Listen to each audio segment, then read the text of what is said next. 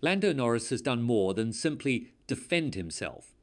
He has changed the tone of the entire debate surrounding McLaren's most controversial moment of the season. By brushing off the barrage of criticism that followed Monza and declaring it is not our problem, he has thrown down a marker that separates the noise outside from the reality inside the team. In his eyes, the outrage from fans, the endless opinions from pundits, and the headlines dissecting every second of the swap are irrelevant. What really matters is the trust within the Papaya garage, the conversations behind closed doors, and the shared understanding that McLaren acted in the best interests of the team. That kind of blunt, unapologetic honesty has left the paddock stunned because it is not the response people expected. Instead of appeasing the critics, Norris has chosen to confront them directly, showing he is not just fighting on track, but also shaping the story of it. The way he explained himself adds even more weight to his word. Norris revealed that at the time of his interviews in Monza, he didn't yet know all the facts. Only later did he discover that Ferrari's undercut threat and the precise timing of pit stops played a key role in McLaren's decision, meaning it wasn't just about a slow stop. Once the full picture was clear, both he and Piastri agreed with the call, and that is where his conviction now comes from. For him, the outrage was fueled by incomplete information and a world that thrives on negativity more than positivity. By pointing out that McLaren always aim for fairness and that there have been very few occasions where team orders have even been needed, he dismissed the idea that Monza was manipulation. It was, in his view, simply the team making the best choice with the information they had at the time. This defiance changes everything heading into Baku. Norris knows he trails Piastri by 31 points, a margin that leaves him no room for error. And now he carries the weight of Monza's controversy. On top of that, every lap will be scrutinized, every pit stop analyzed for fairness, every result linked back to whether McLaren are truly letting their drivers race freely. Yet Norris seems unfazed, doubling down on the idea that outside criticism does not matter, that what counts is the internal trust and shared goals of the team. The streets of Baku will put that attitude to the test, deliver a strong result, and it will silence some of the doubters. If he falters, the voices questioning Monza will only grow louder. Norris has drawn a line in the sand, and now the pressure is on him to prove that his confidence is justified. The drama is set to escalate, and Norris's words have guaranteed that all eyes will be on McLaren this weekend. Will the team's unity hold under the pressure of the title fight, or will Monza prove to be the spark that ignites even more controversy? Norris has made it clear where he stands, but whether the results back him up is another story entirely. Make sure you hit the like button, subscribe to the channel, and stay until the very end of this video to uncover every detail of what Norris's stunning statement means for the road ahead. Lando Norris has done more than defend himself in the aftermath of Monza.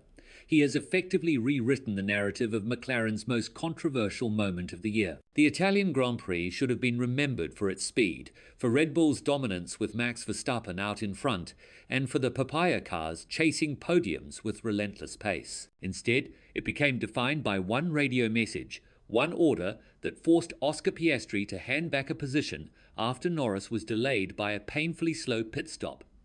Fans were furious, pundits accused McLaren of manipulation, and critics piled in from every angle to say the team had sacrificed fairness for politics. Norris could have tried to soften the blow, could have played the diplomat by saying it was unfortunate but necessary.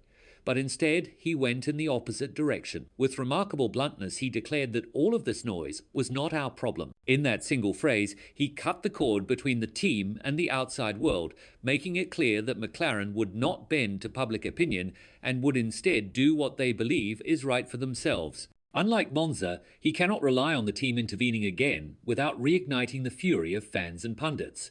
His public defense of McLaren ties his reputation to theirs. If they interfere again, he will be seen as complicit. If they hold back and let the drivers fight, then the pressure is entirely on him to deliver on merit. It is a gamble because he has essentially declared loyalty to a philosophy that many outside the garage still view with skepticism. The Azerbaijan Grand Prix adds another layer of tension. Baku is a track famous for chaos, for safety cars, for incidents that change the order in a heartbeat. Norris goes into the weekend knowing he cannot afford a misstep, but also knowing that the unpredictability of the circuit could throw his campaign into turmoil regardless of how well he drives. That reality makes his blunt stance all the more fascinating. He has said the critics don't matter, but in Baku the critics won't need to. The track itself could provide all the drama needed to test his conviction. If he beats Piastri on merit, it will be a statement of intent. If he falters, it will reinforce every suspicion that Monza was the decisive moment of the season. Inside McLaren, Norris has admitted there were clarifying conversations after Monza, ensuring both drivers understood the decision and agreed with it. But his refusal to express any regret or sympathy for the backlash has put him in a unique position. He has made it clear that the team's unity comes above all else, that their internal reasoning matters more than external perception. That loyalty could strengthen McLaren's bond in the short term, but it also means any further controversy will fall directly on his shoulders. He cannot claim ignorance because he has already aligned himself completely with the pit wall's philosophy. And looming over all of this is Max Verstappen. The Red Bull driver may not be leading the championship, but he is close enough to disrupt it. One victory at the wrong time could snatch crucial points away from both McLaren drivers and tilt the balance dramatically. Norris knows this, and McLaren know it too.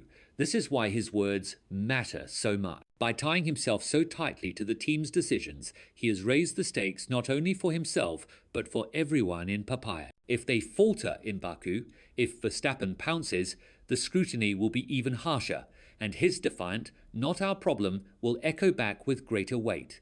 This is why Norris's statement has shocked the paddock. It is not just a defense of Monza. It is a declaration of how he sees the rest of the season playing out. He has brushed off the critics, backed his team without hesitation, and set himself up for a run-in where every race carries the weight of public suspicion.